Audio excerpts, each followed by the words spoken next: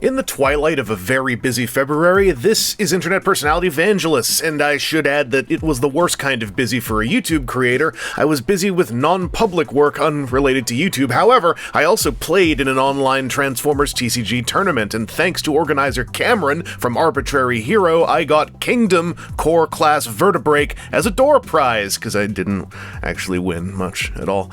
Being a fossilizer, Vertebrake's a Predacon with a skeletal alt mode. In this case, she's a Dracorex fossil. That's what it says on the tin. I'm keeping out of the whole misclassified juvenile Pachycephalosaurus conversation. That's for paleontologist Transformers fans to bloody their hands upon. All things considered, and being aware that those are indeed just her robot legs, and knowing the spoiler that her tail is just her weapon accessory, this ain't a bad look. She gets across her skeletal nature without looking first and foremost like a balled-up robot, and the earthen color tone does a bit of work to hide the seams and messy bits. Regardless, please ignore her robot hands. Articulation is limited to just her existing robot mode leg joints, twisting her tail around in its mounting port, and using a transformation joint to look up and down. Not all that dynamic, but the sky-gazing neck joint adds some emotive value given Vertebrake's diminutive stature. And I discovered while filming this that the jaw can move. It's all that rubbery plastic, it was just stuck, so I heard a creaking noise, I pulled on it, and it came loose. So hey, Vertebrake can hypothetically stop motion talk whilst a fossil. Kingdom's all about that Beast Wars nostalgia, and Vertebrake is rocking it with her stand up and remove the tail transformation scheme.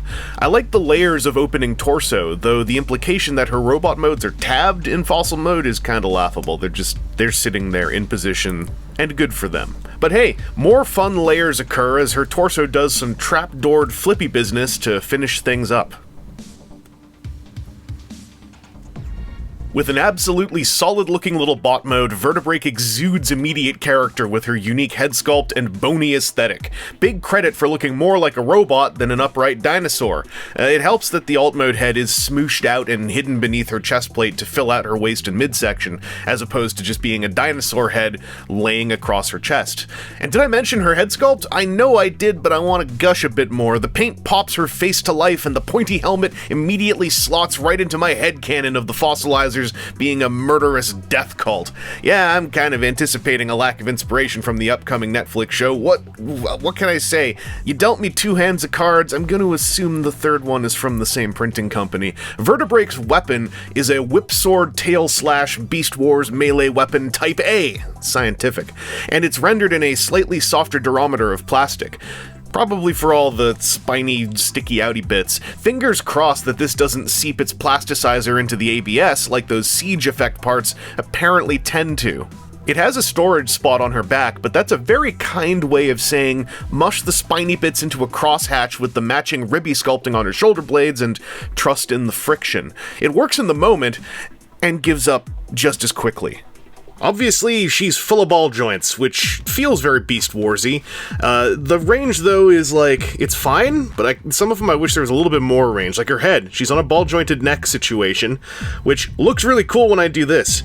I like the waggle, but looking left and right is actually a little bit hindered. Looking up, she can use a transformation joint to do some cool stuff, and up here, it's still a little bit hindered. She's got her head kind of recessed in a socket of parts, and it gets in the way a little bit. There's also no waist joint with this transformation and the size. I kind of see it.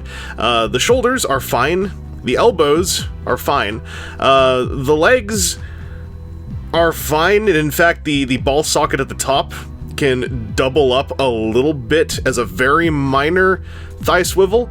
The knees can only bend about that far, but they also have a bit of forward bend, just a little bit, which, coupled with the ankle joint that is on a ball socket, gives you this kind of cool natural stance and arc. The ball socket ankles are also alright, but they don't tilt as much as I thought they would.